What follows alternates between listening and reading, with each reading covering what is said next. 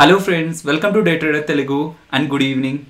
Recent days అంతా కూడా మనకి మార్కెట్స్ ఒక రేంజ్ బౌండ్లో అయితే ఉంటూ వచ్చాయి. నిఫ్టీ అయితే స్పెషల్లీ 9400 దగ్గరికి రావడం, మళ్ళీ అక్కడి నుంచి మనకి ఫాలో అవుతూ ఉండడం. బట్ నిన్న మనకి అది పాజిటివ్ డైరెక్షన్ లో బ్రేక్అవుట్ ఇవ్వడం జరిగింది. సో ఆ బ్రేక్అవుట్ అనేది ఈ రోజు కూడా మనకి కంటిన్యూ అవ్వడం జరిగింది ఫ్రెండ్స్. సెన్సెక్స్ లో 1000 పాయింట్స్ దగ్గరగా పాజిటివ్ మూవ్ కనిపించి 33,717 దగ్గర క్లోజ్ అయితే, నిఫ్టీ 306 పాయింట్స్ దగ్గరగా పాజిటివ్ గా మూవ్ అయ్యి 9,859 దగ్గర క్లోజ్ అవడం అయితే జరిగింది. లాస్ట్ 30 మినిట్స్ కూడా 9,800 అనే మార్క్ అనేది హోల్డ్ చేయాలంటే బుల్స్ కి బేర్స్ కి మధ్యలో ఫైట్ అనేది మనం చూడొచ్చు. సో ఈ మార్కెట్ ఎందుకని ఇలా ర్యాలీ అయింది, దీనికి ఉన్న రీజన్స్ ఏంటి అని మాట్లాడుకోవాలంటే, దీనికి ఉన్న వన్ ఆఫ్ ద రీజన్ కాదు వన్ అండ్ ఓన్లీ రీజన్ అయితే నిన్న మనం వీడియో అప్లోడ్ చేసే పాయింట్ ఆఫ్ టైంలో టెలిగ్రామ్లో ఇచ్చిన అప్డేట్ మాత్రమే. సో ఇది యాక్చువల్గా ఇది మనం ముందు కూడా మాట్లాడుకున్నాం ఫ్రెండ్స్, దాని గురించి మీకు మళ్ళీ అప్డేట్ చేస్తాను. బట్ నిన్న అప్డేట్ చేసిన దానికి మీనింగ్ ఏంటో చెప్తాను. ఈ జిలియాడ్ వాళ్ళు బయోఫార్మాస్యూటికల్ కంపెనీ అనమాట, యుఎస్కి సంబంధించిన వాళ్ళు. సో వీళ్ళు ఏం చెప్తున్నారంటే, వీళ్ళు ఇన్వెస్టిగేట్ చేస్తున్న యాంటీవైరల్ డ్రగ్ రెమ్డెసివిర్, ఇది ఒక యాంటీవైరల్ డ్రగ్ అనమాట. ఇది ఈ వైరస్ వచ్చిన పేషెంట్స్ మీద వీళ్ళు టెస్ట్ చేస్తూ ఉన్నారు. phase 3 ట్రయల్స్ అయితే వీళ్ళు ఇన్వెస్టిగేట్ చేస్తూ ఉన్నారు. సో వీళ్ళ ట్రయల్స్లో వీళ్ళకి అర్థమైంది ఏంటంటే, ఈ వైరస్ వచ్చిన పేషెంట్స్లో ఈ డ్రగ్ ఇవ్వడం ద్వారా ఇంకాస్త త్వరగా రికవర్ అయిపోతున్నారు. మిగతా ట్రీట్మెంట్తో పోలిస్తే ఇది కొంత ఎఫికసీ బాగుంది, సో మంచి ఫలితాలు ఇస్తుంది అని చెప్పి వీళ్ళు ఇచ్చిన అప్డేట్ ఏంటంటే, ఓకే అయితే ఇప్పటి వరకు ఏది కూడా అప్రూవ్డ్ డ్రగ్ లేదనమాట. సో రానున్న రోజుల్లో ఇది ఒక టర్న్ అరౌండ్ కాబోతుంది. వైరస్ వచ్చిన పేషెంట్స్ ని ఈ డ్రగ్ తో మనం కంట్రోల్ చేయొచ్చు, తద్వారా ఇప్పుడున్న ఈ కండిషన్ కొంత కంట్రోల్లోకి వస్తుంది అని ఒక పాజిటివ్ హోప్ తో గ్లోబల్ మార్కెట్స్ అన్ని కూడా ర్యాలీ అయ్యాయి. మీరు గమనిస్తే ఈ అప్డేట్ మనకి నిన్న 8 o'clock నైట్ అరౌండ్ వచ్చింది కదా, ఆ పాయింట్ లోనే మనకి ఎస్జిఎక్స్ నిఫ్టీ కూడా పాజిటివ్ గా ర్యాలీ అవడం అయితే జరిగింది. సో మనకి ఓపెనింగ్ కూడా కొంత స్ట్రాంగ్ గా ఉందన్నమాట ఈ రోజు మన మార్కెట్స్, అండ్ స్టిల్ అక్కడి నుంచి కూడా మనకి కంటిన్యూషన్ అనేది కనిపించింది ఫ్రెండ్స్. సో ఇది మన మార్కెట్స్ నే కాదు, ఓవరాల్ గ్లోబల్ మార్కెట్స్ ని కూడా పాజిటివ్ గా ఇంపాక్ట్ చేయడం అయితే జరిగింది. సో ఈ అప్డేట్ కి ముందు ఇంకొక అప్డేట్ ఉంది ఫ్రెండ్స్ వీళ్ళ దగ్గర నుంచే. సో అప్డేట్ మనకి April 23rd వచ్చిందనమాట. 23rd April 10 o'clock అరౌండ్ మీకు మన గ్రూప్ లో అయితే అప్డేట్ అయితే ఉంటుంది. సో ఈ జిలియడ్ వాళ్ళు యాంటీవైరల్ డ్రగ్ రెమ్డెసివిర్ టెస్ట్ చేసినప్పుడు ఫస్ట్ ట్రయల్ లోనే అది ఫ్లాప్ అయింది అని చెప్పిన అప్డేట్ అయితే ఉందన్నమాట. సో అప్పుడు ఈ అప్డేట్ రావడం వల్ల, అంటే ఫ్లాప్ అయింది అంటే నెగిటివే కదా, సో ఇలా నెగిటివ్ అప్డేట్ రావడం వల్ల ఇది 23rd April నైట్ వచ్చింది కదా, 24th మీరు మార్కెట్స్ని గమనిస్తే మార్కెట్స్ డౌన్లో క్లోజ్ అయ్యాయి. సో అంతకు ముందు రోజు అయితే అంటే April 23rd మనకి చాలా పాజిటివ్గా క్లోజ్ అయిన మార్కెట్స్, ఈ డ్రగ్ అనేది కరెక్ట్గా లేదు, ఫ్లాప్ అయింది అనడంతో మళ్ళీ మనకి 9,150 దగ్గర క్లోజింగ్ అనేది ఉన్నట్టుంది April 24th. సో నేను ఏం చెప్పడానికి ప్రయత్నిస్తున్నానంటే, ఈ ఒక్క డ్రగ్ మీదే మార్కెట్స్ అనేటివి ఎలా మూవ్ అవుతున్నాయని. ఇప్పుడు పాజిటివ్గా వచ్చింది కాబట్టి మనకి స్ట్రెంత్ కనిపించింది, అంతకుముందు ఫ్లాప్ అయింది అనేసరికి 9,300 అబవ్ ఉన్న మార్కెట్ కాస్త 9,150 దగ్గర క్లోజ్ అవడం అయితే జరిగింది ఫ్రెండ్స్. సో ఇదంతా కూడా గ్లోబల్ ఫ్యాక్టర్స్ని బట్టే మనకి మార్కెట్స్ మూవ్ అవుతున్నాయన్న విషయాన్ని మనం గుర్తుపెట్టుకోవాల్సి ఉంటుంది. ఈ వైరస్ రిలేటెడ్గా ఏదైనా డ్రగ్కి అప్రూవల్ రావడమా, లేకపోతే డ్రగ్ అయిన టెస్టింగ్ ఫేజెస్లో ఉన్న దానికి పాజిటివ్ రెస్పాన్స్ వస్తూ ఉండడం అనేది మార్కెట్ని పాజిటివ్గానే ఇంపాక్ట్ చేస్తుంది. అండ్ ఇలా ఈ రెమ్డెసివిర్ రిలేటెడ్గా పాజిటివ్గా రెస్పాన్స్ వచ్చింది అనగానే యుఎస్ ప్రెసిడెంట్ డొనాల్డ్ ట్రంప్ గారు ఇక యుఎస్ FDA కొంత క్విక్ గా యాక్షన్ తీసుకోవాలి, ఈ జిలియాడ్ వాళ్ళకి సంబంధించిన రెమ్డెసివిర్ ని వాళ్ళు అప్రూవ్ చేయాలి త్వరగా అని చెప్తున్నారు అనమాట. ఎందుకు ఇలా చెప్తున్నారంటే, నార్మల్ టైంలో అయితే ఒక డ్రగ్ ల్యాబ్ లో తయారవుతున్న డ్రగ్ అనేది మనకి బయట మార్కెట్ లోకి రావడానికి కొన్ని సంవత్సరాలు అయితే పడుతుంది friends. phase 1 clinical trials, phase 2 clinical trials, phase 3 clinical trials అయ్యాక యుఎస్ FDA వాళ్ళు ఆ డ్రగ్ ని అప్రూవ్ చేశాక మళ్ళీ phase 4 క్లినికల్ ట్రయల్స్ కూడా జరుగుతాయి. ఈ డేటాను అంతా కూడా స్టెప్ బై స్టెప్ మొత్తం కూడా అబ్జర్వేషన్ లో ఉంచి, మొత్తం బాగుంది, ఇది ఎవరి మీద నెగిటివ్ ఇంపాక్ట్ చూపించట్లేదు అన్నప్పుడే యుఎస్ FDA దానికి ఆమోదం అయితే తెలుపుతుంది అనమాట. కాకపోతే ఇలాంటి ఎమర్జెన్సీ కండిషన్లో యుఎస్ FDA కొన్ని స్టెప్స్ ని స్కిప్ చేసి, ప్రజలకు ఇప్పుడు ఇది అవసరం కాబట్టి దీన్ని కొంత ఫార్వర్డ్ చేసుకొని ముందుకు తీసుకొచ్చే ప్రయత్నం కూడా యుఎస్ FDA అయితే చేయొచ్చు. బట్ ఎనీవే, ఒక యాంటీవైరల్ డ్రగ్ అనేది ప్రెజెంట్ ఉన్న కండిషన్ ని ట్రీట్ చేసే దానికోసం కొంత ఎఫిషియెంట్ గా వర్క్ అవుతుంది అనే ఒక పాజిటివ్ హోప్ మార్కెట్స్ అయితే రేజ్ అయితే చేస్తున్నాయి. నెక్స్ట్ టాటా మోటార్స్ గురించి మాట్లాడుకుందాం ఫ్రెండ్స్. ఈ రోజు ఇంట్రాడే సెషన్స్ లో మనకి 20% దగ్గరగా పాజిటివ్ గా మూవ్ అయింది కదా.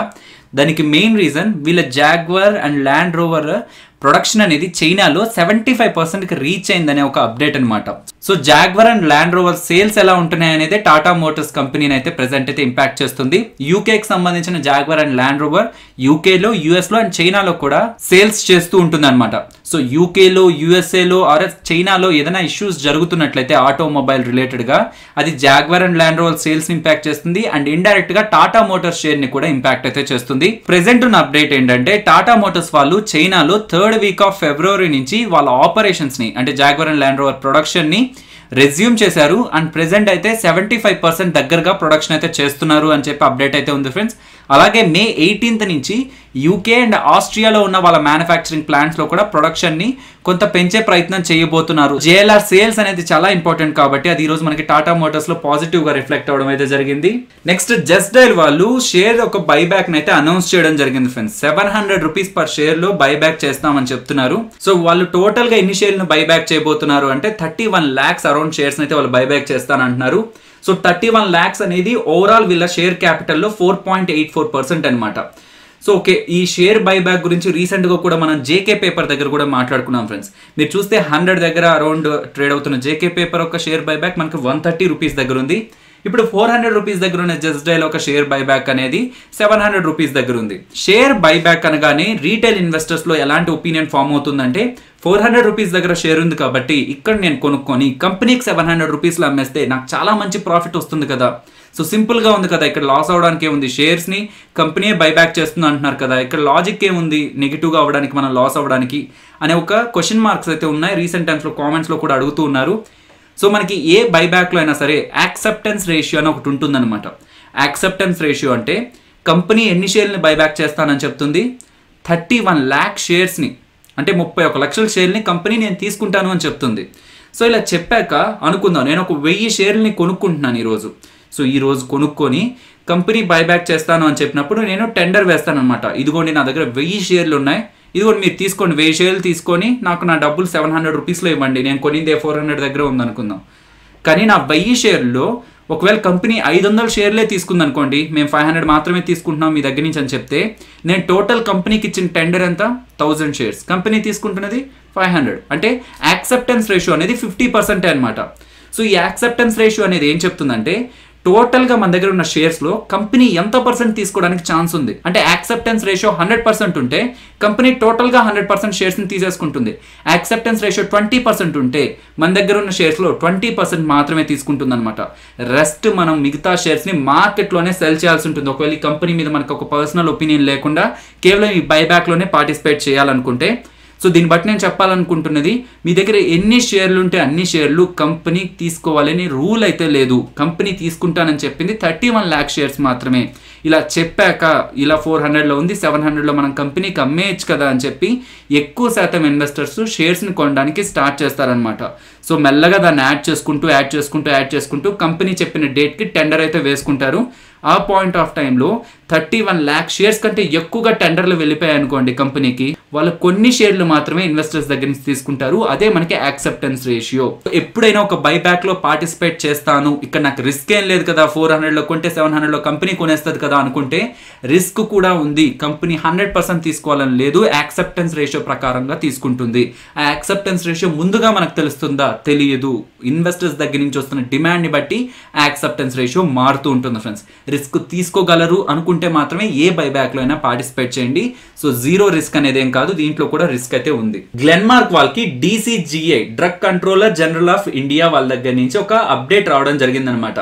మీరు ఈ ఫావిపిరావిర్ రిలేటెడ్ గా క్లినికల్ ట్రయల్స్ ని కండక్ట్ చేసుకోండి ఈ వైరస్ ఉన్న పేషెంట్స్ మీద అని చెప్పి వాళ్ళకి అప్రూవల్ రావడం జరిగింది. ఈ ఫావిపిరావిర్ అనేది అంత ఇంపార్టెంట్ డ్రగ్ అంటే నిన్న మాట్లాడుకున్నాం కదా స్ట్రైట్స్ ఫార్మా దగ్గర. సో వీళ్ళేంటి ఈ ఫావిపిరావిర్ని GCC కంట్రీస్కి, అరబ్ కంట్రీస్కి ఎక్స్పోర్ట్ చేయడం స్టార్ట్ చేశారు స్ట్రైట్స్ ఫార్మా వాళ్ళు. కాబట్టి మనకు ఆ షేర్ ప్రైస్ ఇంక్రీజ్ అయిందని. కానీ వీళ్ళు ఇండియాలో వాళ్ళ సేల్స్ని అయితే స్టార్ట్ చేయలేదన్నమాట. ఎందుకంటే వీళ్ళకి అప్రూవల్ అయితే రావాలి, మేము త్వరలో వాళ్ళకి ఇండియన్ డ్రగ్ అథారిటీస్కి అప్రూవల్ తీసుకొని మేము ఇండియాలో కూడా సేల్స్ చేస్తామని వీళ్ళైతే చెప్పారు. కాకపోతే DCGI వాళ్ళ దగ్గర నుంచి గ్లెన్మార్క్ వాళ్ళకి మాత్రం పాజిటివ్ అప్డేట్ వచ్చిందనమాట. ఓకే మీరు టెస్ట్ చేయండి, అక్కడ మనకి పాజిటివ్ రిజల్ట్స్ ఉంటే నెక్స్ట్ మేము దానికి అప్రూవల్ ఇస్తామని. సో ఇక్కడ ఇంపార్టెంట్గా మనం గుర్తుపెట్టుకోవాల్సింది, ఏ డ్రగ్ మ్యానుఫ్యాక్చర్కి అయినా సరే API అంటే ఆ డ్రగ్ని తయారు చేయడానికి కావాల్సిన రా మెటీరియల్ ఎక్కడి నుంచి వస్తుంది అండ్ ఫార్ములేషన్ ఎక్కడ చేస్తున్నారు అనేది. సో వీళ్ళు ఈ రా మెటీరియల్ అండ్ ఫార్ములేషన్ ఈ రెండు కూడా ఇన్ హౌస్లోనే చేస్తున్నారు అనమాట. అండ్ రెండు కూడా వీళ్ళ దగ్గరే ఉన్నాయి. సో వీళ్ళు ఈ డ్రగ్కి రిలేటెడ్గా కావాల్సిన రా మెటీరియల్ కోసం ఎవరి మీద ఆధారపడాల్సిన అవసరం అయితే లేదనమాట. సో దీంతో మనకి గ్లెన్మార్క్ ఓపెనింగ్ అనేది చాలా స్ట్రాంగ్ గా అయింది ఫ్రెండ్స్, ఆల్మోస్ట్ 9 to 10% దగ్గర అయింది. బట్ దెన్ మనకు కొంత ప్రాఫిట్ బుకింగ్ అయితే కనిపించింది. సో గ్లోబల్ మార్కెట్స్ ని, మన మార్కెట్స్ ని మూవ్ చేసిన ఇంపార్టెంట్ ఫ్యాక్టర్ ఏమనుకున్నాం, రెమ్డెసివిర్. అది ఎవరు ప్రొడ్యూస్ చేయబోతున్నారు అంటే ఎవరు తయారు చేయబోతున్నారు, జిలియాడ్ వాళ్ళు, బయోఫార్మస్యూటికల్ కంపెనీ ఆఫ్ US. సో వీళ్ళు డాక్టర్ రెడ్డీస్ వాళ్ళతో ఒక వాలంటరీ లైసెన్స్ అగ్రిమెంట్లోకి వెళ్ళబోతున్నారు అని వచ్చిన అప్డేట్తో డాక్టర్ రెడ్డీస్ షేర్ ప్రైస్ కూడా మనకి ఇంక్రీజ్ అయిందనమాట. సో ఇక్కడ టైం చూడండి 9:51 కదా. సో మీరు గమనిస్తే 9:50 నుంచి 10 o'clock వరకు ఈ 10 minutesలో మనకి ఆల్మోస్ట్ ఒక 4% వరకు డాక్టర్ రెడ్డీస్ షేర్ ప్రైస్ అనేది ఇంక్రీజ్ అవ్వడం జరిగింది ఫ్రెండ్స్. సో ఇది ఒక అప్డేట్ మాత్రమే, మనకు అఫీషియల్ గా డాక్టర్ రెడ్డీస్ వాళ్ళు అండ్ జిలియాడ్ వాళ్ళు కూడా అప్డేట్ అయితే చేయలేదు. కానీ సో అగ్రిమెంట్ జరిగి నిజంగానే డాక్టర్ రెడ్డీస్ వాళ్ళు జెనరిక్ వెర్షన్ మ్యానుఫ్యాక్చరర్ గా మారినట్లయితే డెఫినెట్లీ డాక్టర్ రెడ్డీస్ వాళ్ళకి కూడా కొంత పాజిటివ్ అడ్వాంటేజ్ అయితే ఉంటుంది. నెక్స్ట్ స్పందన స్ఫూర్తి CEO పద్మజ గంగిరెడ్డి గారు ఒక ఇంపార్టెంట్ అప్డేట్ వాళ్ళ కంపెనీ రిలేటెడ్ గా అయితే చేయడం జరిగింది. సో స్పందన స్ఫూర్తి వాళ్ళు ఎవరికైతే ఫైనాన్స్ చేశారో ఆ ఫైనాన్స్ తీసుకున్న వాళ్ళలో 80% వాళ్ళ ఇన్స్టాల్మెంట్స్ ని కడుతున్నారని చెప్తున్నారు. దీనికి మెయిన్ రీజన్ వాళ్ళు ఎక్స్ప్లెయిన్ చేశారంట ఈ మోరటోరియం యొక్క ఇంపాక్ట్ ఏంటి అనేది. సో ఈ మోరటోరియం అనేది మీకు వడ్డీని పూర్తిగా తొలగించదు. 3 నెలల తర్వాత కూడా మీరు అడిషనల్గా ఇప్పుడు ఈ 3 నెలలకు సంబంధించి కూడా వడ్డీ కట్టాల్సి వస్తుంది. దాని మీద మీకే భారం ఎక్కువ అవుతుంది. కాబట్టి మీరు టైం టు టైం ఇలా ఇన్స్టాల్మెంట్స్ కట్టేసినట్లయితే మీకే పాజిటివ్ అని చెప్పి ఎక్స్ప్లెనేషన్ అయితే మనకి వీళ్ళ దగ్గర నుంచి అండ్ బ్యాంక్స్ దగ్గర నుంచి కూడా వెళ్తూ ఉంది ఫ్రెండ్స్ పీపుల్లోకి అయితే. సో ఇది అర్థం చేసుకున్న వాళ్ళు వడ్డీ ఎందుకులే మన మీద ఎక్కువగా పడడం, మన దగ్గర డబ్బులు ఉంటే కట్టేద్దాం అని చెప్పి కూడా ముందుకైతే వెళ్తున్నారు అనమాట. సో ఈ మోరటోరియంని మేము ప్రాపర్గా ఎక్స్ప్లెయిన్ చేయడం ద్వారా 80% డబ్బులు తీసుకున్న వాళ్ళు మాకు పేమెంట్ అయితే చేస్తున్నారు. అండ్ మా కంపెనీని 50% స్టాఫ్ కెపాసిటీతో అయితే రన్ చేస్తున్నాం. అండ్ మా దగ్గర డబ్బులు తీసుకున్న వాళ్ళల్లో 91% రూరల్ ఏరియాస్ నుంచే ఉందని చెప్తున్నారు అనమాట. అండ్ 57% మా దగ్గర నుంచి ఎవరైతే డబ్బులు తీసుకున్నారో వాళ్ళు ఎసెన్షియల్ సర్వీసెస్ని రన్ చేస్తున్న వాళ్ళని చెప్తున్నారు. అంటే దీని మీనింగ్ ఏంటంటే మా దగ్గర డబ్బులు తీసుకున్న వాళ్ళల్లో ఎసెన్షియల్ సర్వీసెస్ రన్ చేస్తున్న వాళ్ళు ఉన్నారు కాబట్టి మాకు కట్టడానికి వాళ్ళ దగ్గర డబ్బులు కూడా జనరేట్ అవుతూ ఉంటుంది. ఎందుకంటే ఇప్పుడు గవర్నమెంట్ ఎసెన్షియల్ సర్వీసెస్ని బ్లాక్ అయితే చేయలేదు కాబట్టి వాళ్ళు రెవెన్యూస్ని సంపాదించుకుంటారు, మాకు కూడా డబ్బులు కడుతూ ఉంటారని చెప్పే ప్రయత్నం అయితే చేశారు. అస్సాం, తమిళనాడు, వెస్ట్ బెంగాల్ ఆ ఏరియాస్లో మైక్రో ఫైనాన్స్ ఇన్స్టిట్యూషన్స్ డబ్బులు ఇచ్చి కొంత సఫర్ అయితే అవుతున్నాయి. సో వాళ్ళకి ప్రాపర్గా బ్యాక్ రావట్లేదు. బట్ మేము ఇంకా ఆ ఏరియాస్లో ఎంటర్ అవ్వలేదు కాబట్టి ఆ ఏరియాస్లో కట్టకపోవడం అనేది మా కంపెనీని ఇంపాక్ట్ చేయట్లేదు ప్రెసెంట్ అని చెప్పే ప్రయత్నం అయితే చేశారు. సో ఎందుకు ఇలా స్పందన స్ఫూర్తి వాళ్ళు బయటకు వచ్చి ఇలా చెప్పాల్సి వచ్చిందంటే మైక్రో ఫైనాన్స్ ఇన్స్టిట్యూషన్స్ మీద చిన్న చిన్న NBFCల మీద అయితే కొంత నెగిటివ్ ఇంపాక్ట్ అయితే ప్రెసెంట్ అయితే ఉంది. వాళ్ళు ఎవరికైతే డబ్బులు ఇచ్చారో అసలు వాళ్ళు తిరిగి కట్టే పొజిషన్లో ఉన్నారో లేదో, బయట మనకి చాలా చాలా పనులు అయితే స్టాప్ చేసింది కదా గవర్నమెంట్ అయితే, కేవలం కొన్ని పనులకు మాత్రమే యాక్సెప్ట్ చేస్తుంది. కాబట్టి రెవెన్యూసే లేనప్పుడు ఇన్స్టాల్మెంట్స్ ఎలా కడతారు, వడ్డీలు ఎలా కడతారు? సో ఇలా కట్టలేనప్పుడు ఇలా ఇచ్చిన కంపెనీల పరిస్థితి ఏంటి? ఒకవేళ అలా ఇచ్చిన కంపెనీస్ చిన్న కంపెనీస్ అయ్యి వాళ్ళ దగ్గర క్యాష్ రిజర్వ్స్ అనేటివి తక్కువగా ఉన్నట్లయితే వర్కింగ్ క్యాపిటల్కి అండ్ వాళ్ళకున్న శాలరీస్ అంటే ఎంప్లాయీస్కి శాలరీస్ కానివ్వండి అండ్ ఫిక్స్డ్ కాస్ట్లు ఎలా మెయింటైన్ చేస్తుంది? ఒకవేళ ఈ లాక్డౌన్ అంతా కూడా లిఫ్ట్ చేసినా సరే కంపెనీ ఎలా సస్టైన్ అవుతుందని ఒక క్వశ్చన్ మార్క్స్తోనే NBFCలు మైక్రో ఫైనాన్స్ ఇన్స్టిట్యూషన్స్ అయితే మనకి ఫాలో అవుతూ ఉన్నాయి ఫ్రెండ్స్. ఈ లాక్డౌన్ వల్ల బయట ఇన్కమ్స్ తగ్గిపోయాయి కాబట్టి ఏ బ్యాంక్స్ ఆర్ఎల్స్ ఏ NBFCలు మీద ఇంపాక్ట్ ఉంటుందని తెలుసుకోవాలంటే వాళ్ళ రిజల్ట్స్లో అసెట్ క్వాలిటీ చూస్తే సరిపోతుంది కదా. నాన్ పర్ఫార్మింగ్ అసెట్స్ పెరగలేదంటే దాని అర్థం హెల్దీగా ఉన్నట్లే కదా కంపెనీ కానీ బ్యాంక్ కానీ అనుకోవడానికి లేదు. ఎందుకంటే రీసెంట్ టైమ్స్లో RBI ఒక అప్డేట్ ఇచ్చింది, అది ఇంకొకసారి గుర్తు చేస్తున్నాను ఫ్రెండ్స్. 3 months మోరటోరియం పీరియడ్ని NPA సైకిల్లో కలపద్దు అని చెప్పింది అనమాట. అంటే NPA సైకిల్ అంటే ఏ బ్యాంక్ అయినా ఎవరికైనా లోన్ ఇస్తే 90 days పాటు తను కట్టాల్సిన ఇంట్రెస్ట్ కానీ కట్టకుండా ఉంటే దానివల్ల నాన్ పర్ఫార్మింగ్ అసెట్స్లో చూపించాలి. కాకపోతే మార్చ్, ఏప్రిల్, మే ఈ పాయింట్ ఆఫ్ టైంలో మోరటోరియం ఉంది కాబట్టి దీన్ని 90 daysగా అంటే మీరు కన్సిడర్ చేసే 90 daysలో ఈ 3 monthsని కలపద్దు అనింది. అంటే ఇంకొక 3 months పాటు ఎక్స్టెన్షన్ దొరుకుతున్నట్టు అనమాట. కాబట్టి ఈ క్వార్టర్ రిజల్ట్స్లో NPS పెరగాలని రూల్ ఏం లేదు. ఏ బ్యాంకులు and A lending institutions impact అయ్యాయి ఈ లాక్డౌన్ వల్ల, ఎవరి మీద సివియర్గా ఇంపాక్ట్ పడింది అనేది ఆ తర్వాత వచ్చే 2 quarters ఒక రిజల్ట్స్లో NPSని చూసినట్లయితే మనకి క్లారిటీ అయితే వస్తుంది ఫ్రెండ్స్. సో ఫైనల్లీ ఇది ఫ్రెండ్స్ మన వీడియో నచ్చిందా? సో నచ్చినట్టయితే లైక్ చేయండి. అండ్ ఈ వీడియో మన వాళ్ళకు ఉపయోగపడుతుంది అనుకుంటే తప్పకుండా షేర్ చేయండి. అండ్ మన ఛానల్ని సబ్స్క్రైబ్ చేయనట్లయితే కంటెంట్ ఒకసారి చూడండి. కంటెంట్ నచ్చితే ఛానల్ని సబ్స్క్రైబ్ చేసి పక్కనే వచ్చే బెల్ ఐకాన్ కూడా క్లిక్ చేయండి. మరొక ఇంట్రెస్టింగ్ వీడియోతో మళ్ళీ మీ ముందుకు వస్తాను. అంతవరకు టేక్ కేర్. జై హింద్.